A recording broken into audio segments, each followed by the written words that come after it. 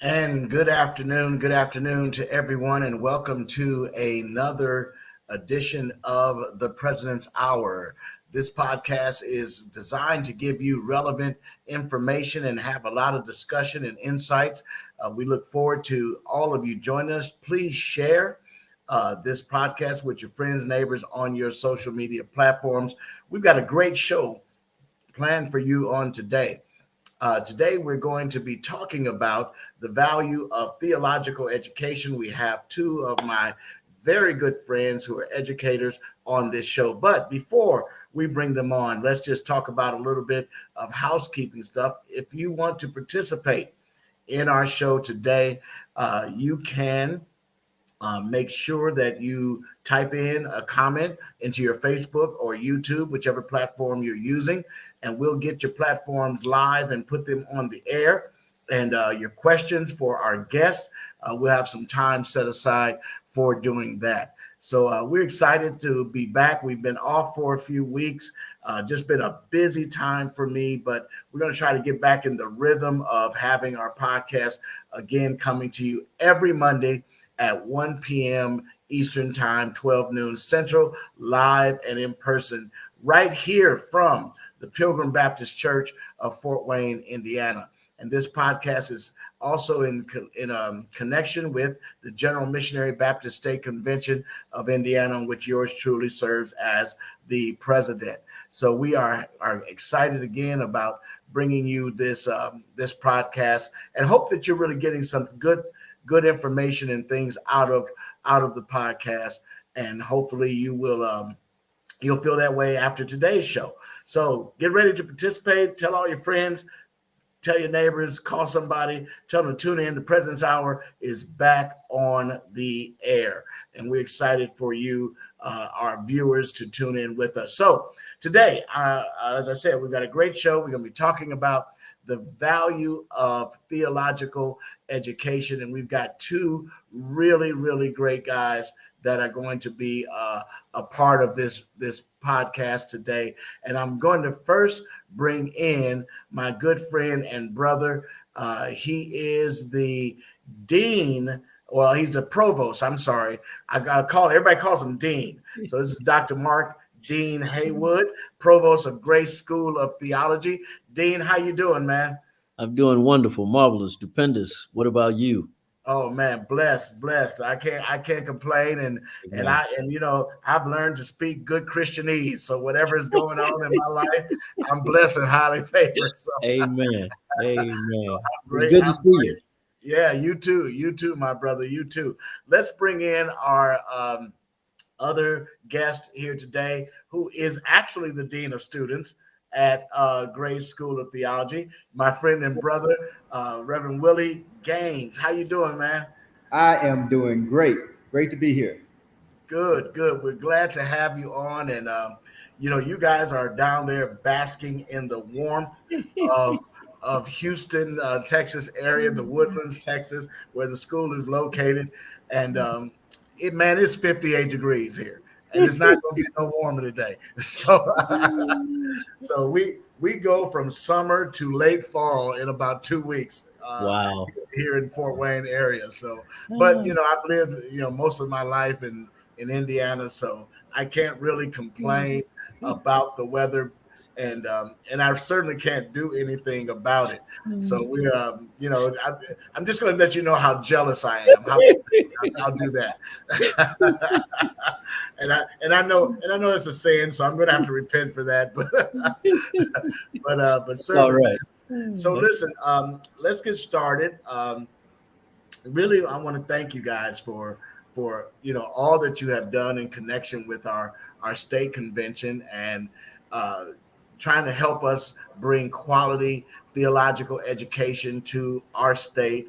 And we are just excited about the future and what it holds for us in terms of Grace School of Theology. So how about, Dean, if you would just start by giving us a bit of history regarding GST, Grace School of Theology, and we can kind of let our listeners know what is in store, maybe for some of the things in the future as well regarding grace. Sure, be happy to. We originally started in 2002. Our founder and president, Dr. David R. Anderson, was teaching at one of the local seminaries, and he was teaching in three different departments. And he noticed that foreign students were coming here, and about 80% of the foreign students would come and they liked the lifestyle in the United States, and so they would stay. They wouldn't go back home. And he thought that that just didn't seem quite right. And he also noticed that seminary students were graduating with a lot of debt that they would owe because of their seminary education. And he felt like, there ought to be a place where students could go that wanted to go into the ministry and would not graduate with a lot of debt. And so what he did was he was encouraged by several notable individuals to start Grace School of Theology. So he started Grace School of Theology, and he made it affordable by recruiting wealthy men to help keep the cost of education down, men and women, I should say, to keep the cost of education down. And he also designed or developed the programs in such a way that people could learn where they live and serve while they learn. And so, as a result of that, he created Grace School of Theology, which we say we're a seminary to the world, President Dix. And what I mean by that is we're now in 40 different countries around the world. We teach in 7 different languages, about to start the 8th language in French. We continue to be what I call affordable, attainable, and accessible because we have both online and in-person classes. And so that has gone well. Our student body head count, if you will, has been as high as 700 plus students. Right. We're fully accredited by ATS and TRAC, so we have dual accreditation. And we go from a certificate, an AABA, all the way up to 4 different master's programs and a DMin. And in the future, Lord willing, we'll have a PhD program about 3 to 4 years out. And so that's kind of a snapshot, if you will, of the history of Grace School of Theology. I've been there now almost 14 years. I came in as the Dean of Students and the Vice President of Student Services, and now I've been serving as the Provost for about the last 18 months. Well, man, that's a very rich story and rich history, and I think what we kind of center this on and center this conversation even somewhat in this segment is the affordability. Sure. Theological education has been something that many people have perhaps wanted, lay persons as well as those who are in serving in the various ministry capacities, where it be bivocational pastoral ministry or full-time pastoral ministry, or even missionaries or potential missionaries. So what I want to do is, Willie, let me ask you. You're engaging with students as the dean of students, and what are you seeing regarding students and their, as they matriculate through Grace School of Theology when it comes to cost and affordability? That's a major thing. As Dr. Haywood mentioned, we're very much affordable. Right now, our tuition rate is $260 per credit hour. And that has proven to be a bargain, especially when you're looking at accredited seminary education. We have a lot of students who have gone to other seminaries or investigated other seminaries, for example, and they like our academic program. And then when they get down to our cost structure, they really are just blown away to see the quality of what we're offering at such an affordable price. And so the level of appreciation for that that cost structure actually goes up as people matriculate through their studies at Grace School of Theology. So it's the best kept secret that people don't know about right now. But more and more people are really kind of opening up their eyes to what we have to offer.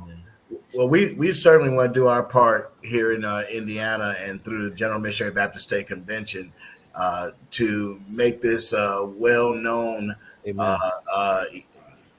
program and school. I think you guys have been with us. You've been to our state convention. Sure. It proves that you're willing to kind of share your story. Let's talk a little bit about this. Let's talk about what it means to be an accredited school. Mm-hmm. Now, there are many options out there, and believe me, I have looked at a lot of them personally when it comes to theological education. Uh, and so the idea of accreditation is something that I've wrestled with in my own pathway to education. Opportunities to go places that didn't have uh, Association of Theological Schools or ATS accreditation or TRACS accreditation. Dean, why don't you tell us a little bit about some of the things that are different with a program like Grace, which is a fully accredited program, and some of the secondary accredited schools that are out there. Kind of maybe highlight some of the differences, strengths, and weaknesses of that. Sure. So if you think of accreditation not so much as a police force, but as a quality assurance arm that really helps various schools maintain a certain level of rigor in their program, a certain level of quality in not only the curriculum, but also in the professors that teach the curriculum. And then, of course, the overall structure of the institution. And so we're approved, if you will, for lack of a better word, by one of the largest accrediting bodies in the world, and that's the ATS, the Association of Theological Schools. And we originally got a 7-year accreditation, and we are right now in the midst of a 2-year self-study that will finish up in 2024. And all that means is that once they accredit you, you have to meet certain standards, if you will, or certain guidelines for how you do the educational offerings. And we also are accredited by TRACS as well. So we have what I would call a dual level accreditation by TRACS as well as by ATS. And so you always want to pick a school that's accredited because those that are a part of that accrediting body or those that are also accredited will look at that if you decide to get another degree or go higher in some particular area. They'll be looking at whether the school that you're coming from is accredited. And of course, each school has to make a determination as to whether or not they would accept credits, or transfer in credits from other schools. And certainly by being accredited from a reputable accrediting body bodes well for that particular situation. Tell me. You mentioned TRACS. Explain what that is for our listeners who may not know what TRACS is. Yeah, TRACS is another what we call accrediting body, if you will. And what we do with TRACS is they take care of basically our undergraduate as well as our um, graduate area. And so it's just what you might call another level of accreditation, or it's just another accrediting body, if you will. Does that spell TRACS? Is that how that's spelled? Is Yeah. that what does Yeah. that stand for? Do you know? All caps. Yeah, I'm trying to think of I'm so used to using the Right. acronym, Me too. Yeah. but it's Is it is it transnational? It's Transnational Okay. Association of Colleges and Schools, or colleges and seminaries. So Okay, yeah. got it. And I wanted to kind of bring that out because I'm sure there are going to be people that are going to watch our program, and uh, uh, they're going to be able to want to look this up and see Sure. what this is all about. Now, the question I would have for and maybe Willie, you can answer this as well. Uh, if I was applying, let's say, for a church to become a pastor of a church, many churches now are asking for degrees to be accredited degrees. Would would you say that the schools have done enough to kind of reach out to these churches and say, here's the difference between and what ATS accreditation means versus some of your secondary accredited bodies? I mean, would churches really know, in your opinion, what they're looking at when they say we want accredited degrees? Okay, yeah, I'd like to comment on that. Yes, churches do know. We recently had an opportunity to attend the National Baptist Convention, and we actually had the proverbial little old lady that came up to our table and was speaking about accreditation.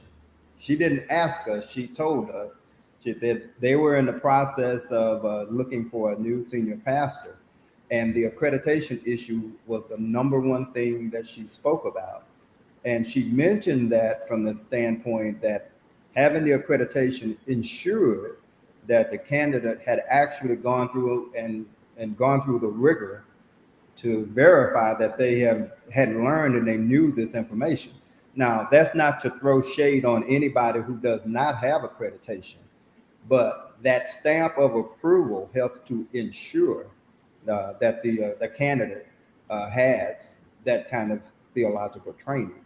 And so we emphasize that when we're talking to people, again, not to try to put anyone else down, but just to show that we have that stamp of approval and so forth. So it really is becoming more and more of a big deal.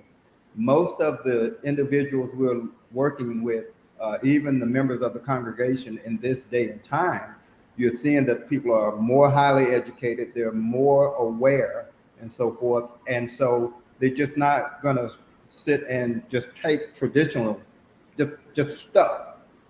They want to learn. They want to be ensured that they're being taught the truth.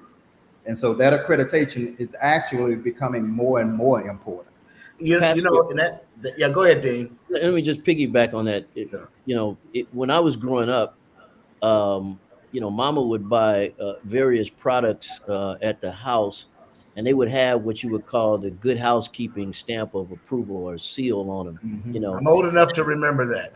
Okay, yeah, and it would kind of give this assurance that the product had gone through an evaluation, an approval process, if you will, and it was up to the quality standards for that particular company. And this is kind of the same thing when it comes to accreditation. It's not the end all be all approval stamp, but it does say something about the fact that you are striving to maintain a certain level of quality, a certain level of rigor in your program, a certain level of professors, if you will. Right. And I think that's incredibly important. And I bring that issue up and wanted to highlight it because in my own personal journey, when I started to think about going into full-time ministry, I've been kind of bivocational for a while, and I didn't have a degree, accredited degree, or any kind of degree for that matter. It was right before I decided to go back to school and finish my degree. The thing that came up, and it started, I guess, in the early 2000s. You can see on our National Baptist website, churches beginning to say, we are asking that, number one, you be degreed, and it be from a accredited institution. Sure. And of course, as a pastor, you get things in the mail all the time from, hey, this is Joe Blow College of Christian Education, and you can send us $700, and you get a doctoral You get a degree. Yeah, right. Yeah, you get a lot of life experience degrees, and there is some validity, I think, to the ideal of life experience when it comes to theological learning, and perhaps many other types of learning as well. But I realized that if I wanted to go to a church that was asking for a full-time senior pastor, and what really, I had to have a degree. And what really kind of brought this to my mind, and I want to see if you guys agree with this, is that we're preaching to a better educated generation and subsequent generations. And it's not to take anything against mama and grandmamas and my mother had a master's degree plus 30 and a retired principal, elementary school principal. So even in her generation, she got her degree, after I was born, so worked hard for it, became a teacher, became a principal. Amen. But previous generations in our past, and maybe 40, 50 years ago, you didn't have as many college educated persons constituting our church leadership and our church congregation. And I think that when that shift happened and those persons got old enough to become leaders in churches, they began to say, we're going to require pastors to have a certain level of education. Would you guys agree with that? Absolutely. Agree 100%. In fact, when we were growing up, or when I was growing up in the Haywood household, my father had a simple phrase that he would share with us all the time. He said, go to school, get a good education so you could take your place in society. So, education was real important in the Haywood household. So when I got ready to pastor, I started pastoring, but, like you, President, I decided that if I was going to be the best pastor I could possibly be, I needed to go get some training. So I went and enrolled in school. And over the years, I have seen that in some cases, the pews are more educated than the pulpit, and and the pews are ramping up to the point where there's certain things that they just won't listen to because they've studied too. Yeah. And so one of our missions in ministry is really to eradicate biblical illiteracy, both in the pulpit and the pews, by doing our best to be biblically accurate, but yet culturally relevant as we teach across the known world. Sure. I'll tell you this. You talk about the pews being more educated than the pulpit sometimes. I mean, I face that again personally. I mean, I have a gentleman that attends our church on a regular basis who is a retired professor of New Testament theology. Okay. And, has You know what I'm talking about. Yeah, has taught at Dallas Theological Seminary. And as a matter of fact, I'm trying to see if I have, let's see, I might be able to show this. I don't know if you guys can see this. It's probably backwards, but this is a commentary, Corrupt's commentaries on the book of Hebrews. Well, this particular gentleman is one of the authors, Herb W. Bateman the fourth. He attends our church on a regular basis. So when you got people who are writing commentaries, yes, and Hebrews is certainly not an easy book to exegete. That's right. In terms of the language and the kind of the imagery of the priesthood of Christ and all of those kind of things that are in the book of Hebrews. And when someone like that sitting out there listening to you preach, that is how can I increase my study time by at least 10 hours this week? Exactly. So, keep you on your toes. Right. We have a question that's come to us from one of our listeners, and this question is, are classes from the COP, from the Sunday School Publishing Board, accepted at Grace? And I think that's really a great question. And if not, then maybe we need to find some way where we can do that in partnership with our national convention or our Sunday School Publishing Board. You guys can comment on it. Either one of you want to comment on that? Yeah, at this point, is not. I have had some conversation at the national level with Dr. Cuff, Dr. Elliot Cuff, on it. But at this point, it's not. We need to kind of look into it, evaluate the level of rigor, because again, we need to make sure that as we're transferring in classes, we always look at the rigor in the classroom, and we always look at the training of the professor. Those are the two main requirements before we transfer in credits. And let me just say that there are some non-credit institutions that we will transfer credits into, or will receive credits from, I should say, if we've done a top to bottom, if you will, evaluation of them, and they have the rigor and the training of the professors.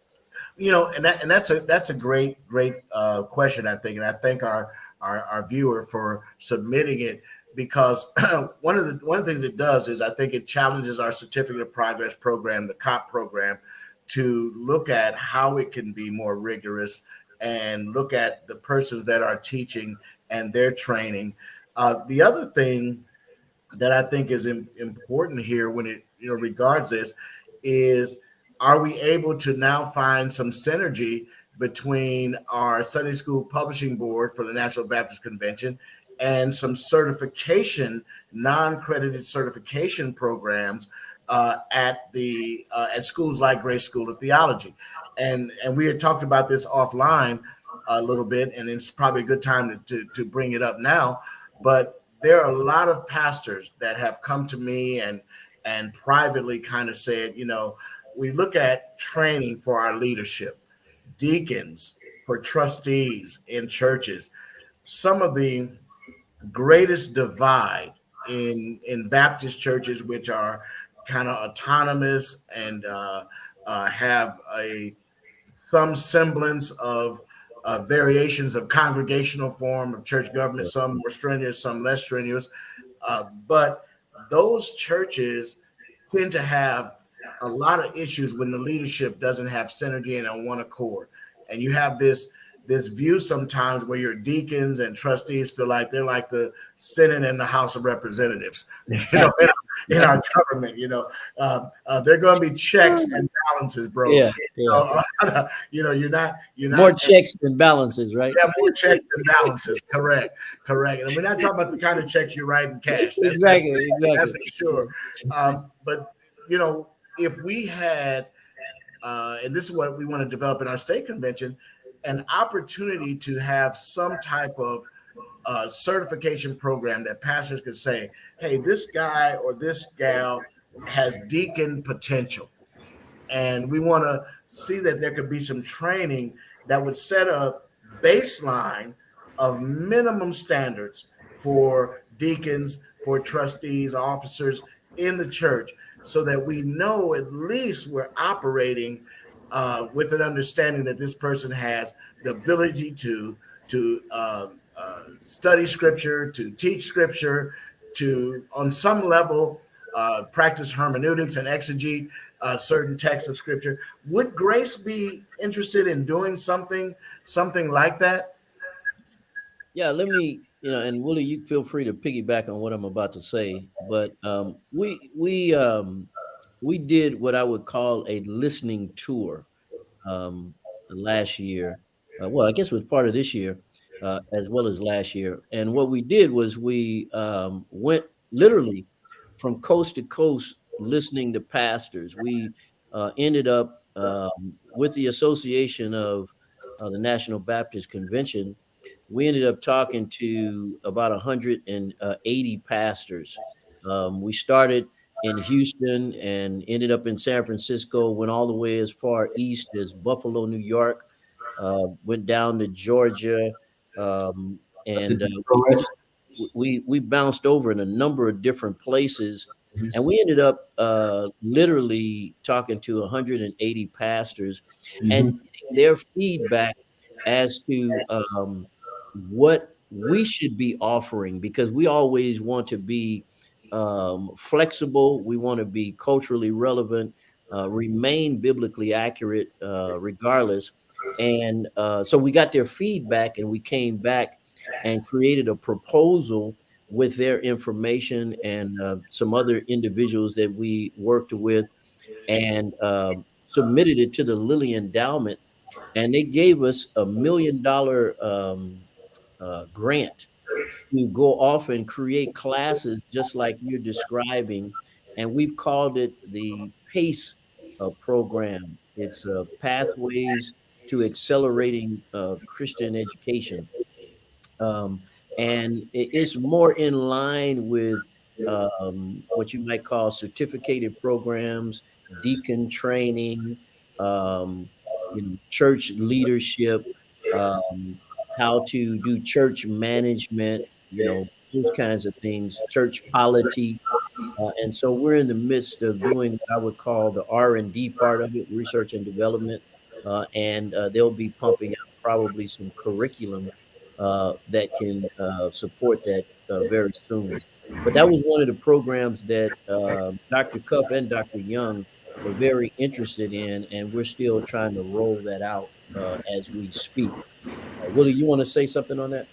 Yeah, I can have quite a few comments on that because the question really kind of reflects where I came from coming into Grace School of Theology. I was that deacon. I wasn't the one, the checking deacon though. I wasn't the one doing that. You want to clear that up, right? Yeah. I have to make sure I put that out there. But I did want to understand the basis for some of the decisions that the pastoral leadership was making, because that was important to me. And so we run into several people who are asking the type of questions you're asking about having some of that foundational training to help with the inner workings of the church itself. But what also happens, though, is that we find a large percentage of those people, their appetite is whetted and they want to go on into the full-on degree program. And that's what happened to me. Yes. And so I can attest from both perspectives as to the value of the overall theological education. So this is something that's very much in demand right now. It's also something that's very much needed right now. And so Grace is stepping forward to meet that demand and that desire. Willie, you mentioned something that I think that's very important. As a deacon, you wanted to have an understanding Mhm. of how decisions were made by pastoral leadership. That is probably the most relevant, in my opinion, question, rather than being able to say, I'm going to oppose this decision.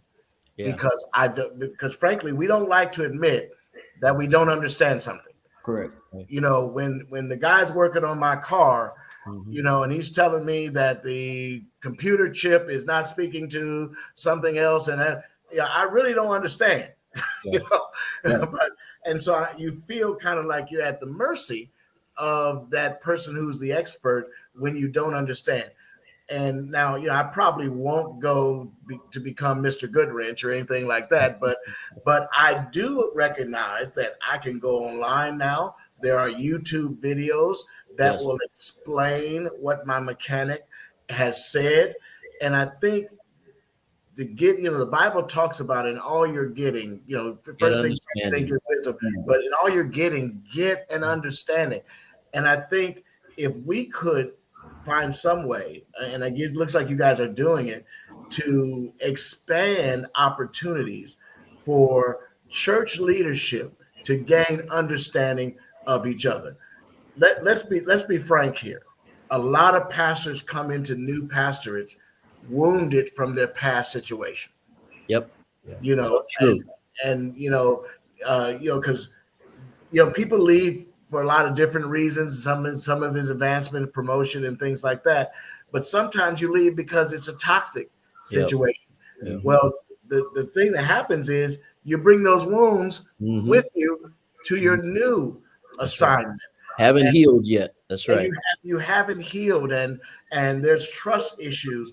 And maybe we're talking about even a class for pastors to kind of help understand how to deal with those wounds, because my theological education did very little to prepare me, for work in full-time ministry with people.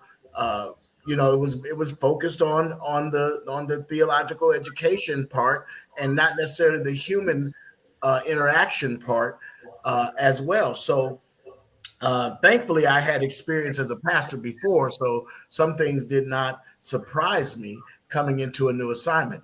But you bring these things into your new assignment. Now, Yeah. as much as pastors do that, watch this now. This is interesting to me. It seems, brothers, that congregations also hold wounds and hurt Absolutely. from previous administrations. Absolutely. And you go in as a new pastor and you're excited and you think everybody loved you because you got voted in and all this kind of thing, and they've changed the name on the sign and all that, and you find out that you are paying for the sins of your predecessor. Yes. Yes. And this is a very, very critical means to why churches struggle in these new relationships. So I think what you're talking about is very important. Do you have a timeline? I know you're in research development right now. We're talking maybe a year or something like that before you guys roll out something like that. I don't want to give out trade secrets, but It's a 3-year project. So I figured, the first 6 months to a year will probably be the development stage, and then they'll start to crank out some curriculum. But we're working with churches now, even on the programmatic side. That's on the academic side, because we're developing more. We created more practical classes after we had the listening tour, and so we have a church administration class under the pastor's track, so that you can deal with more church administration. We bolstered our counseling program, so we created 4 new counseling classes to better prepare pastors in how to do basic counseling, marriage and family, individual type counseling. And so we didn't just roll out PACE as the answer, but we Right. also went to our academic programs and said, this is what we need to do in order to address the needs of the populace that we're serving. well, So let some of me ask. those are Go ahead, now. Will. Let me add something to what Dr. Haywood is saying right there. Also, a very high percentage of our faculty have been pastors. They are or have been pastors before, so they bring that level of experience with them, so they can anticipate some of the questions from having been there and done that, and they can more readily address some of the concern from having been there and Over done that. 90% of Right. our, You see, of our that professors is have been huge. pastors. It's huge. It's the difference between writing a paper to get a grade in the class versus writing that paper and showing that I understand the content of what I've studied. Okay. So when I understand it, I can apply that better. So Right. having those leaders in the classroom who are willing to share that information with you from a experiential perspective is very, very good, very valuable. I mean, I couldn't even put a dollar figure on something like that. That's right. Let me kind of dive a little bit deeper into this in terms of your student and how you recruit students, and who is Grace for. You've gone through the country and you've talked to people. So let's say I'm a lay person, right? I may not be an officer in my church. Let's say I now have time. I'm retired, 60, 65 years old. Tell me what you think the value of me going and say, even getting an associate's degree from a school like Grace School of Theology? What is that value for me as I sit in the pew, I listen to my pastor preach, I attend Sunday school, I go to Bible study. What is the value of me at this point in my life if I'm 65 years old and retired and getting theological education? Okay, I'll take the first shot at that. Um, an example I use oftentimes with people, especially the way you frame it up, let's say 65 years old, they have the time now and all that. So they have life experiences. They've gone through some bumps and bruises, hurts and pains, and all that sort of thing. But the thing that jumps out at me is that we oftentimes talk about the joy of the Lord, experiencing the joy of the Lord. And it's one thing to go 55, 60 years of life and come to the realization there's got to be something more. There's something deeper here. That it's something more than the anecdotal stories and all that sort of thing. And so you dive into a seminary level class, and then you start discovering, wow, there are aspects of this that I don't know, that I did not know, that I would have handled things differently had I known this, et cetera, et cetera. And so what actually happens is your appetite it increases for experiencing a deeper fellowship with the Lord. And so as you feed that, it just typically grows and grows. And then as they grow, the tendency is they want to share that knowledge, that information, that experience, excitement with others. And so that person who is coming in, a seasoned saint, for example, they are excellent candidates for taking something like this. And what'll happen is, in many instances, it seems like some of them feel like this is supplemental to what I've learned all my life. And it could be, but more times than not, it becomes primary. Yeah. Primary. Yeah. And there's nothing like a seasoned saint who's getting more information, and some young whippersnapper comes up to him and got all the newfound answers, and they can tell him in no uncertain term, sit down, you're wrong. It just goes like that. Yeah.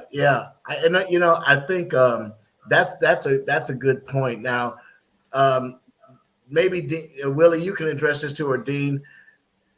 What about the fear factor? So I am that 55 to 65-year-old person, or maybe even 70 years old, and I haven't matriculated any type of educational institution maybe since high school. Sure.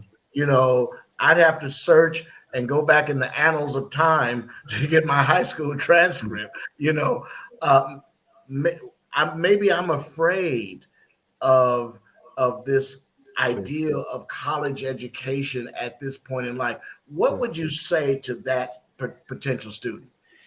So let me share a couple of things. One on what Willie just shared, and then two on what your current question is. And I'm just kind of reminded of what Paul said in Romans chapter 10, starting at verse 1. He says, "Brethren, my heart's desire and prayer to God for Israel is that they may be saved. For I bear them witness that they have a zeal for God, but not according to knowledge.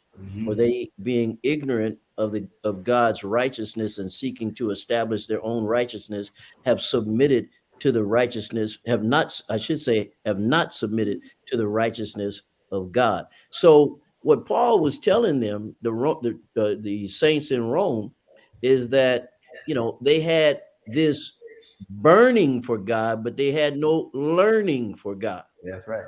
So, and he wasn't talking to just preachers; he was talking to the Right. whole church. And Right. so, in order to I believe, know God in a different way, at a different level, a deeper understanding of Him, you want to enroll in a program that can teach you, and it's organized, coordinated, so that you learn what you need to learn. That's number one. And number two, even when Paul preached to the Bereans, what did they go home and do?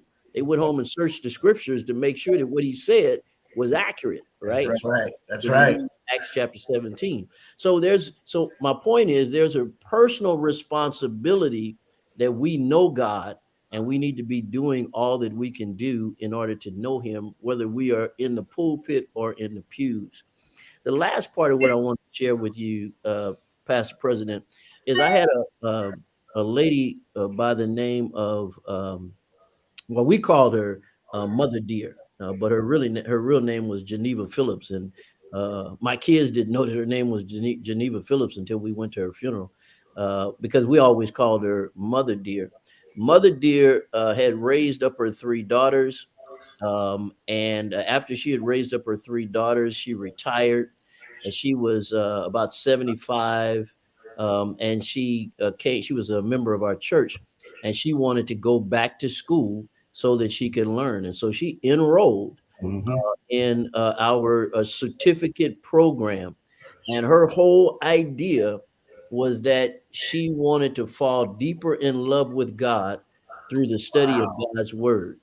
And Wow. Mother Dear finished her certificate, and that was one of the finest moments that I can remember of Mother Dear.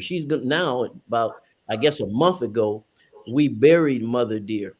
Um, but Mother Dear left the imprint of being the oldest in the class, and she hung, and she was in Willie's class. That's right. And, a number of other people's, it was pastors, it was preachers, Wow.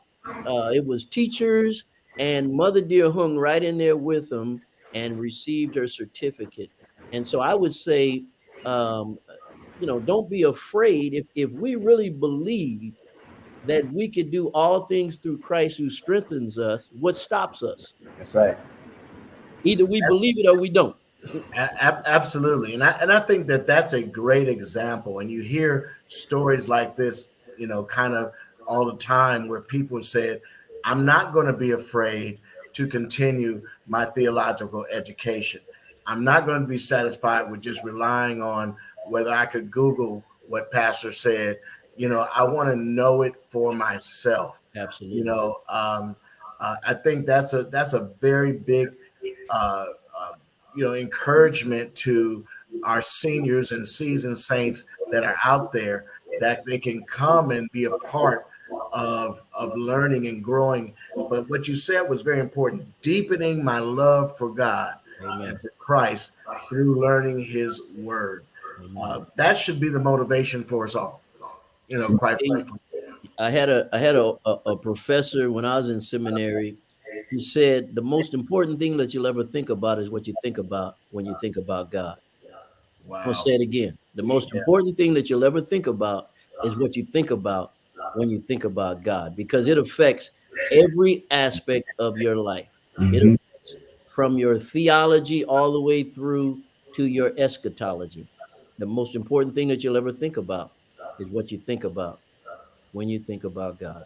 Wow. We've got another question from one of our viewers, and I'm going to put it up on the screen for you guys.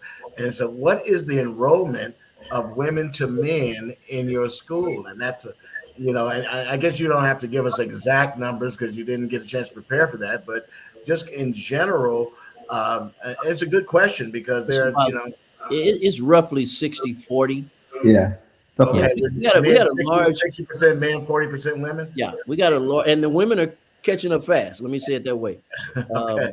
because women, we found that a lot of women are not afraid, to get back into school, even though they've been out for a while. They're not afraid of the computer. They just go at it, and that number is creeping up fast. So it's 60 men, 40 to women about right now. That's about where it is. Great. Let's shift gears here a little bit, guys, and talk about how your educational programs are delivered. You talked about being in 40 countries. I would assume that you're not flying people all over the world to teach classes. So, with the onset of technology and internet and streaming, those kind of things, what is Grace main platform for reaching people teaching people where they are serving where they something you guys said. Yeah, it's learn where you live, There you and go. serve while you learn. That's right. Learn where you live, serve while you learn. Yeah. Okay, so Good try, President. yeah, I tried, man. I tried. You're on it. You're on it. Let's talk about how you guys how do you do that in a fast paced, ever changing world? How do you do that? Yeah, we've been fortunate in that we got online in 2011, well beyond the pandemic. So we were strategically prepared once the pandemic hit. When everybody else was jumping online, we were already online. So that became really, really important. And we use a learning management system called Canvas. And through Canvas, we have this software system called Blue Jeans. And Blue Jeans is a synchronous platform where I could teach a class in Houston, and I will have students all around the world sitting in my classroom. They can see me, I can see them, they can talk to me, I can talk to them, and they see all of the other people in the classroom, their classmates. And so what we found, Pastor President, is that many of the students are creating worldwide ministries because they're connecting with classmates that are sitting in their classroom. Plus, we have a discipleship program where all of the students have to be in a discipleship group, which also means it's kind of like a small group in a church. And so we call them discipleship groups. And immediately they create friendships and ministry partnerships that literally span across the world. And so this is how we are able to reach everybody across the world. Now, folks can do it on their cell phone. They could do it on their laptop, their desktop. They could do it on a tablet, whatever their choice might be of the actual instrument. But it's the software that we use. It is, like I said, synchronous. And then about 3 to 5 minutes after the class is finished, it is archived, it's recorded, it's archived, and the students that couldn't make it to class can still view the video, do their homework assignment, get it in on time, and still would be marked as present in the class. That's right. That is so basically the benefit here we're talking about is being online. Willie, what is if you know this, the ratio of online students versus in-person students there at your school? Right now, I would say it's better than 95%. We have Online. with the online, yeah, especially with the onset of COVID, as Dr. Haywood indicated, we were already positioned, so we made that transition very, very easily. And utilizing the technology that he's talking about, people have actually benefited from that. I'm one of those. I like the old school, being in the classroom type setting, but when we adopted this platform, it's exciting. And I'll give you an example, a real example that happened with me. I'm in Houston, Texas, taking Hebrew. The professor is in San Diego, California. He's Korean. I have classmates in Panama, Pakistan, Nepal, Finland, and it was one other, in the Philippines. And so you mix all of that together, teaching this class.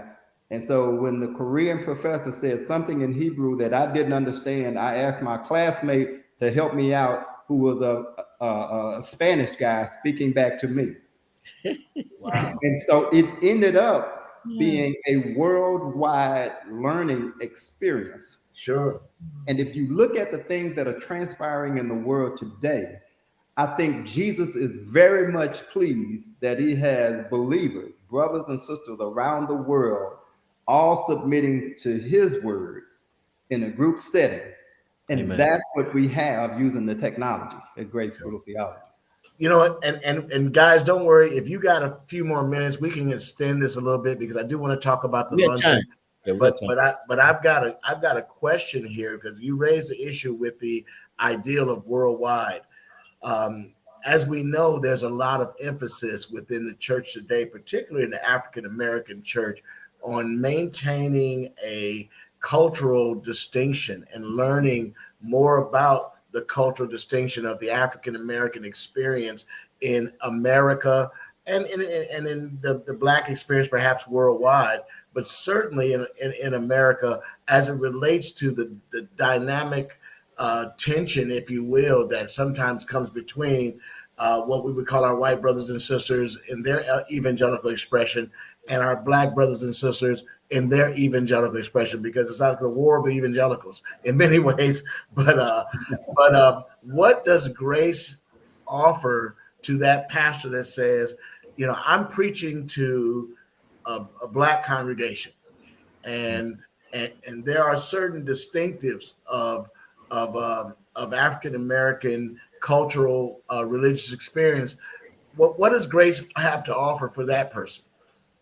Yeah, remember I said that we are biblically accurate and culturally relevant, and Mm-hmm. that means that's not just hollow words or those are words that really mean, or phrases I should say, that mean a lot to us. So, I'd say 2 or 3 years ago, a young man by the name of Dr. Thomas Beavers came to me and said, Dean, we need to start a Black church studies program at Grace. He said, because I believe that we're missing out on an opportunity. We have a number of students that are driving all the way to. He was in Alabama. He said they're driving all the way to Georgia to go to school there because they feel like they can get a more of a, what you might call, a relevant education.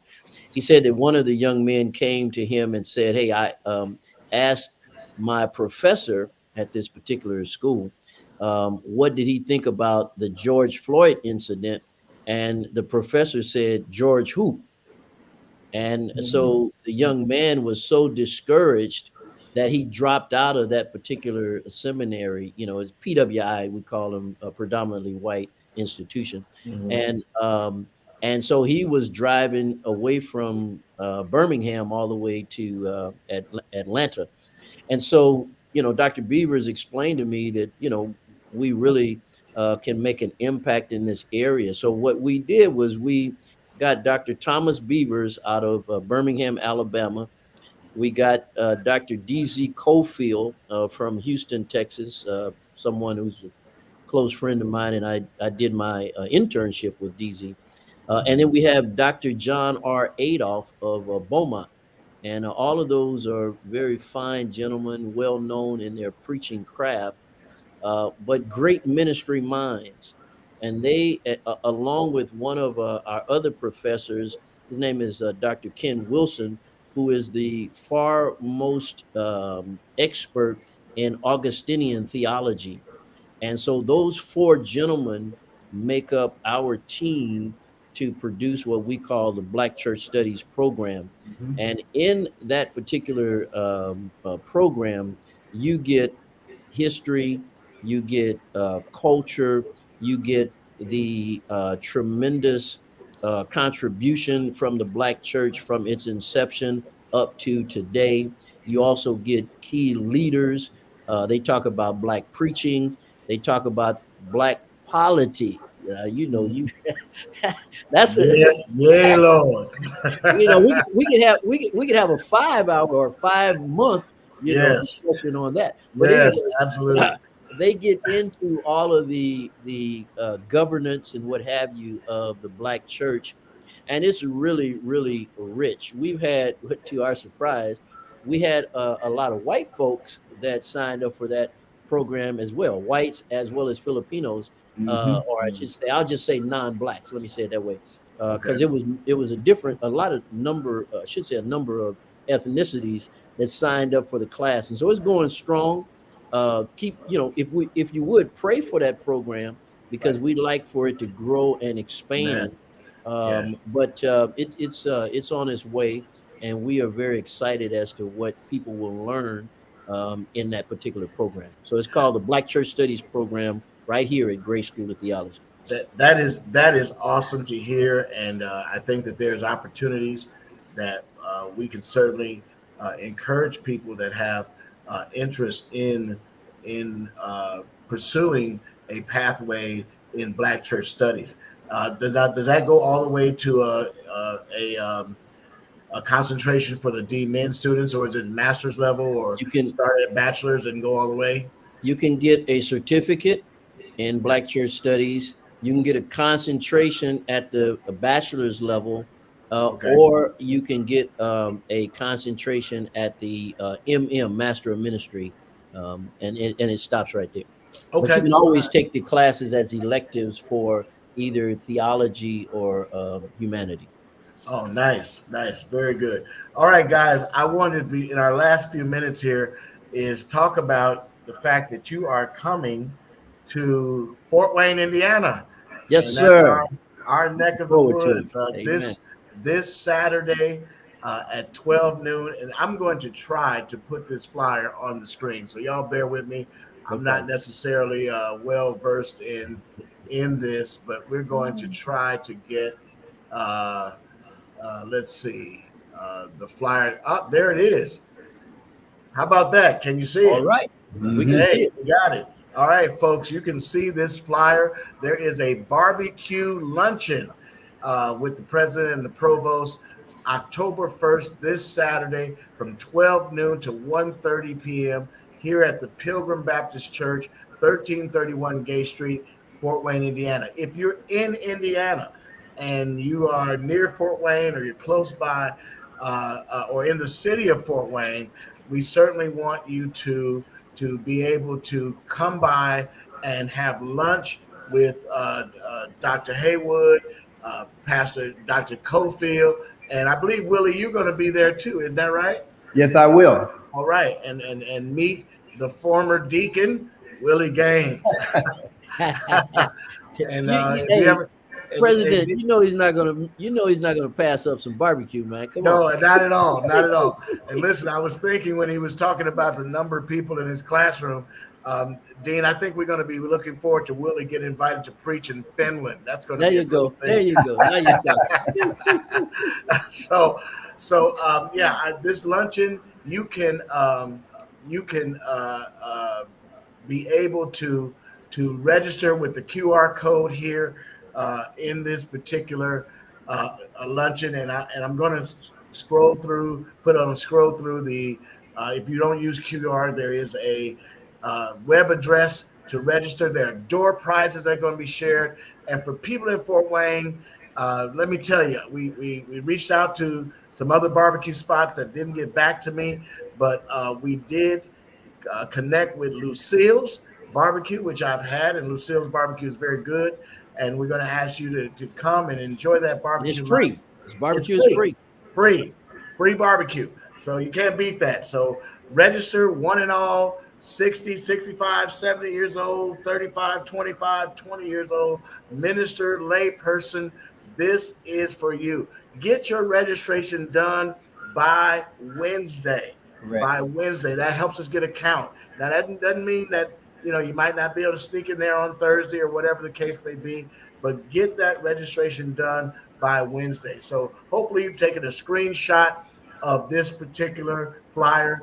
If you don't have registration information, you can call our church office at 260-424-5416. That's 260-424-5416.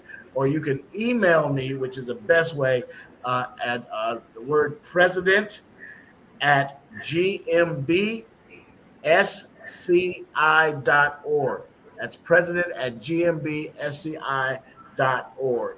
So we want to certainly invite you to come to lunch, meet these very fine gentlemen, and they'll be glad to have the time to spend with you and be able to get to know Grace School of Theology. This is a taste of grace that we're having here in Fort Wayne this weekend. I hope that we're able to get as many people as possible.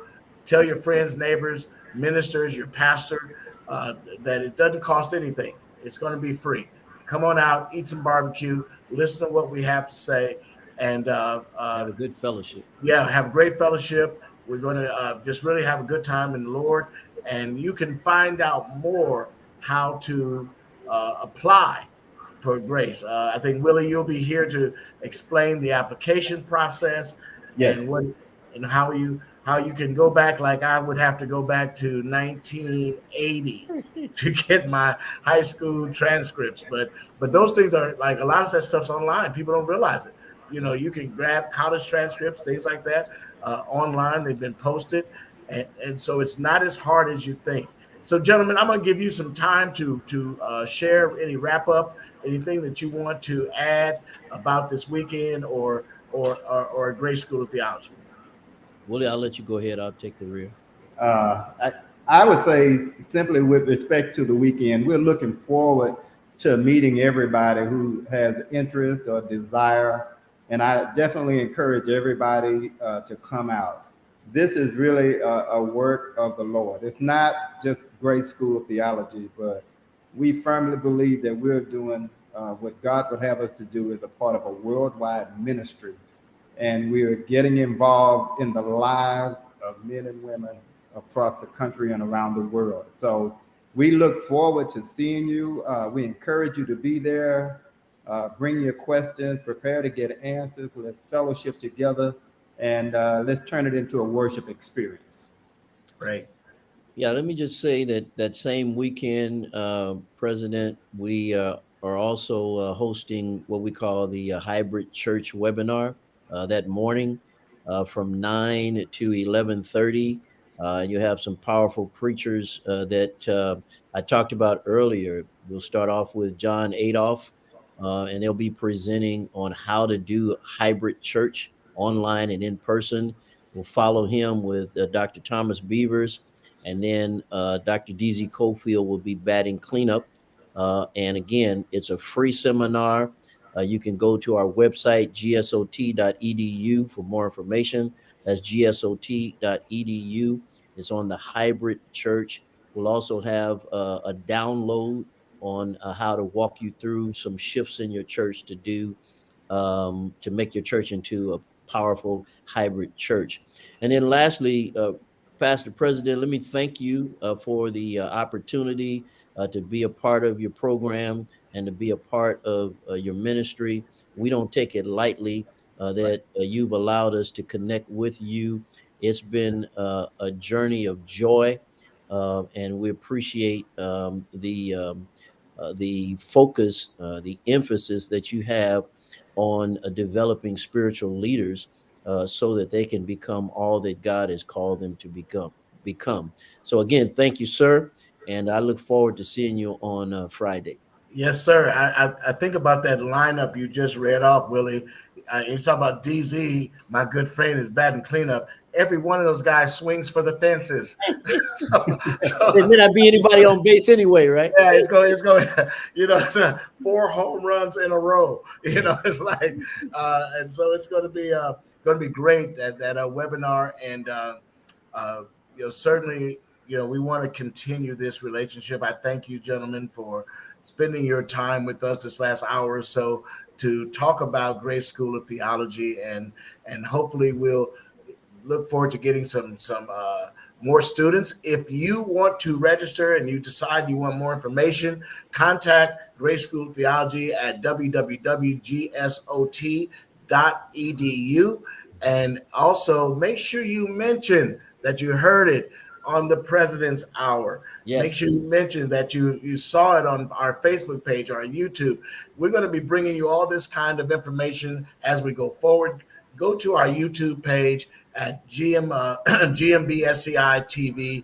That's GMBSCI TV, and subscribe. We need your subscriptions so that we can continue to build and grow our audience here for the President's Hour. Also want to let everybody know that coming up in the morning of October 1st will be the launch of the Women's Auxiliary Program on General Missionary Baptist State Convention of Indiana called Women on the Move, with your host, Minister Stephanie Harden. There's going to be a focus on mental health and all of domestic violence. So that's going to be a great program. That program is going to be on twice a month on GMB SCI TV. So you don't want to miss. Our station is growing. We hope to bring other programming. We have a men's program that we're beginning to develop for men's ministry on GMB SCI TV. And again, thank you guys for being a part of our show today. And folks, we thank you for all of this, and we'll see you on next time. May the Lord bless you real good. Thank you, sir. Hey, this is Pastor Raymond C. Dix Jr. thanking you for watching another edition of the President's Hour. Tune in next week for more of the same relevant talk and important information that we're going to share right here on GMB SCI TV. Look forward to engaging you on next week. May the Lord bless you and may the Lord keep you is our prayer.